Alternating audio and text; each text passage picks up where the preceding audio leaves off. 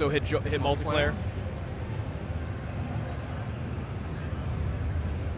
Oh, this one. Oh, okay. No, you're good. There, right there. Right, there you go. So go ahead and join match. Okay. Then you're gonna want to pick This guy. that color there. That Yeah, color. there you go. Okay. All right, Rip, we're good to go. All right. All right. So here you're going to get a chance to see the humans and the betas in the actual gameplay. And we're going to start you off with the humans, or with the betas, so that you get to see what they're all about. Okay. And my opponent's playing the humans. Yes. Gotcha. Did we not connect it again? Yeah. What happened? Did somebody else jump into my game? Doesn't make sense. Yeah, somebody. Oh, there, Oh, it backed there. out. That was weird. Yeah, let's try it one more time. Okay, so exit debrief. Yeah. Yeah, I'll create one. Now I am. Which one am I? You are 4. Or no, you're 17. You're 17. I'm 4. Yeah. Create it.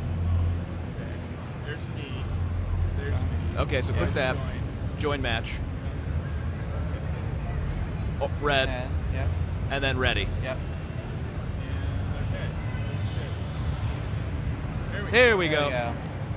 Third time's the charm. You said pre-alpha, right? Yeah, we are It's okay. pre-alpha. And the first demo of the show, too. Yeah. Definitely working out some kinks. We kind of jumped on these guys early. Okay, that. All right. Oh man, it's gorgeous. Yeah, so you can see the bit HQ, and as you're looking at it, there's those 4 bright connector hubs that are pulsing. That's where Yeah. you're going to actually connect the buildings and decide what you want to build. Okay, so what? So- Structures? Yep, so let's go ahead and go to structures, and there we go ahead and start you Build off for refinery. Go ahead and attach that in there. Awesome. Whichever one. Now what you're going to do is you're going to want to zoom out the camera a little bit here. Yeah. And then scroll, kind of move the map down a little bit. There you go. So, I'm playing with one hand, folks. yeah, this is gonna make it a little interesting. Thank you. There we go. So now you're going to see that little resource area. We're going to want to nice. go ahead and throw your resources on top of. Okay. So this is going to put your extractor on there. Now, this entire system is going to get automated for you. So Oh, man. it basically doesn't take away the gameplay of rating anything, of rating an economy.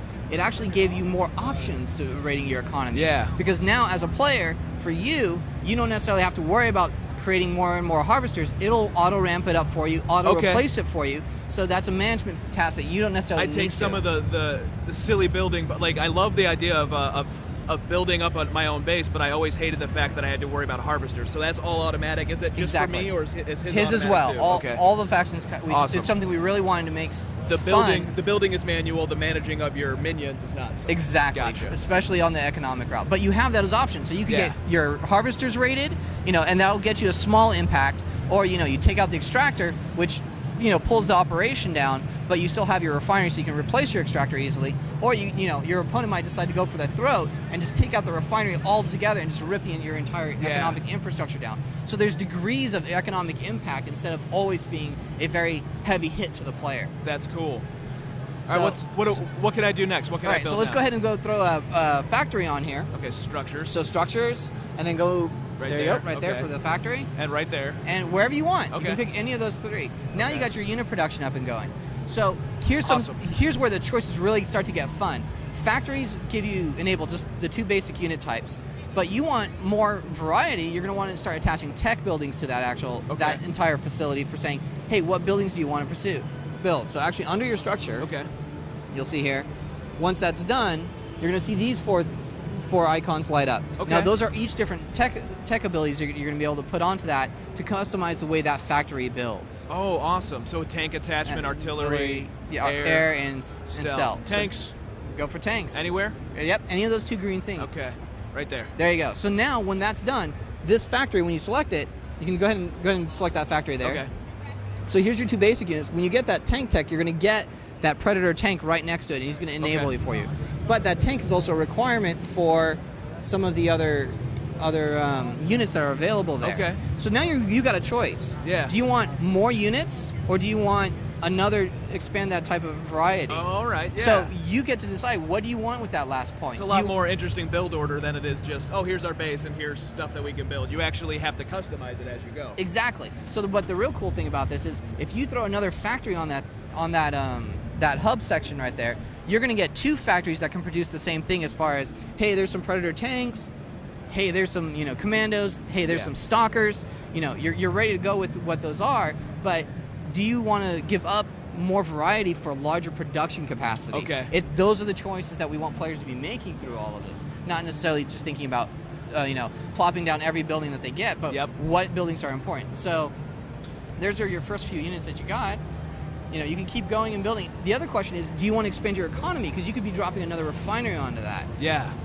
I could basically go right here to structures, build refinery right there. There, and then you're going to go, and you're going to want to go out into the world and find another location to actually place that resource node. So go ahead and right over to the node there. There we go. There you go. I got it. There we are. And then you're going to want to go out into the world and find a location for it. So there's a small piece right over there. You're going to need to grab a unit and get some vision over there. All right, gotcha. So you've explored it, but you don't have active vision on it. Oh, I see what you're saying. Yep. So as soon as you go there, now go ahead and select your refinery. Oh, right here. One below. One below, thank you. There you go. Yep. And then you get to put it right there and try to get more resources out of it. Gotcha. Now, go ahead and click this button right over here. This guy? Yeah. There you're going to see the nice. refineries. So you can actually see the resources that you're getting on the map, right? And it will pull this out of the ground? Exactly. It's pulling that out of the ground. So that's the region that you get. But where you place it in that region is important. Where you place it right here, you're getting 8 resources per second. Yeah. Where you see the larger density, you're going to get more resources out of those locations. Then? So yeah, you could totally move that. And then just click over here? Yep, there you go. Boom. And then it's going to rebuild all over it. But this did something really interesting, is that we have all these interesting shapes that we use for resources that make these choices important, but even tactically important, because you know that resource pool, when you look at that shape, can simply say, hey, this might extend underneath a very large mountain ridge, and your opponent could be drawing from that same resource pool without you knowing it. Yeah. So you're looking at the map tactically. How do I use this? So it's not just, you know, an isolated crystal patch somewhere in the map. It's actually resources that you're looking for and where you're going to pull like them you from. can see where they are underground and everything. That's really cool. Exactly. Or if you're a chicken, go over here. Yeah, exactly. Or if you're hard pressed, if this is being very well defended, you might be able to grab just a little bit to keep you going, but you can't get the best out of it. Yeah. Right. All right. So what do you want to do now? All right. So let's go ahead and turn that off for you right now. So you can go to kind of explore. So there you got your predator tanks, some stalkers, and betas. We can go pay a visit to the humans and see what he's got working over there. I bet I know where he is. Yeah. Now by looking at his screen, folks. Now here's one cool thing, right? You're paying attention to your combat. You need more units. You don't want to stop your unit production. Yeah. This hotkey bar down here at the system. Yeah. So you can hit W and immediately start hitting QWE, and you're starting to build units back home without ever having to take your focus off. So you can stay focused on what you want to stay focused on. Absolutely brilliant. And not have to move around. It's probably one of my biggest pet peeves of RTS management, is just having to zoom across the map constantly. Exactly, and you don't need to. Nope. Now we're going to do something kind of cool here. We're gonna take really the power of what the betas are. They're this middle faction that can kind of build kind of wherever they want. Yeah. So using that same menu, we're going to go ahead and proxy on Ted here. So we're going to go ahead and say, we're going to go ahead and drop another power hub. So hit your structures button. Okay. And then you can see over there under the Q, 2 over. Excuse me. There you go. Those are the power hubs, so you can build more of them. Now you're coming across up onto his base, so you're kind of close. You might want to back off a bit here. Yeah. And that same hotkey system that we do. So Q, you could hit QQ. Okay. And you'd be in this menu, and then you could go ahead and drop that right there. Right here? Yeah, that's good. And now you're going to be starting to build another little outpost out here. Now here comes. I'm going to kill him. Yeah, go for it. Hey, don't go. Come back. Ah. The drones. All right, so he looks like he's outnumbering. He's going to get a good drop on you here. Yeah, it's probably true. Go, Raptor, go. We're a little outmanned. I'm okay with that, though. We should run. Now, here's the cool thing. Run into those bushes. So we actually wanted to keep the terrain very dynamic and be very tactically important. So here you are. Once you actually go into those bushes, he can't see you. Now you could fire out of those bushes and be like, you know, holding your own, trying to shoot and kill a few guys, trying to get the advantage from him without sacrificing those guys unless he actually runs in there after you. Yeah. So you really get this kind of like jungle warfare with units where he's not sure what you have in there. So the question is, does he run and send guys in to flush you out? or does he, you know, run away because he's not sure what's there? Yeah. All right, so there looks like he fended you off really well. All right, so let's go ahead and, yeah, let's go back to our base, actually, because let's try to increase our production a bit. Okay. So we got that forward power outpost, but right now it's a little undefended, so it's probably not a good idea to be building stuff there. Yeah. But we can drop more back here at the base. So, there you go. Structures. There we go. There you go. And so now there's a medium one. Now this one's going to be like your HQ. It's going to give you 4 connections to play with. Okay. So you can go ahead and put that down. Okay. Yeah, we got a few more minutes. All right. So you can really see where the customization and modularity of the base of the beta comes with. So we're going to go ahead and take a peek over at. Let's go ahead and take what force you have and go right on to Ted and see what he's got going over for the human, so he can give you a shot.